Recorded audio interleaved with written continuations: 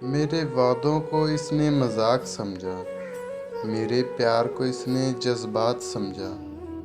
गुजरी जब इसकी गली से लाश मेरी, इस पत्थर दिल ने इसको भी बारात समझा।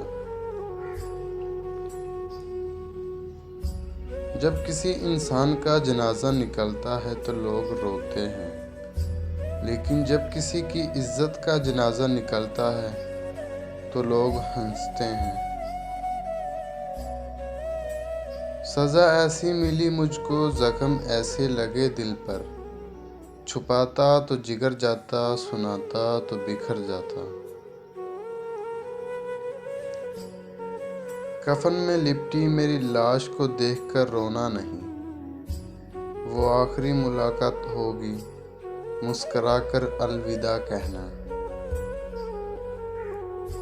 भरोसा वो नाजुक शीशा है जो एक मर्तबा टूट जाए तो फिर कभी नहीं जुड़ता, और अगर कभी जुड़ भी जाए तो चेहरे दो ही नजर आते हैं।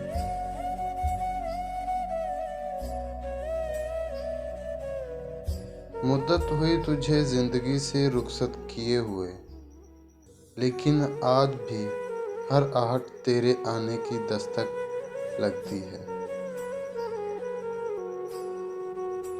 ये कौन आंसुओं की सज़ा दे गया मुझे, जीने की जाते जाते दवा दे गया मुझे। मुस्कुराहट झूठी हो सकती है, मगर आँख से गिरते हुए आंसू नहीं।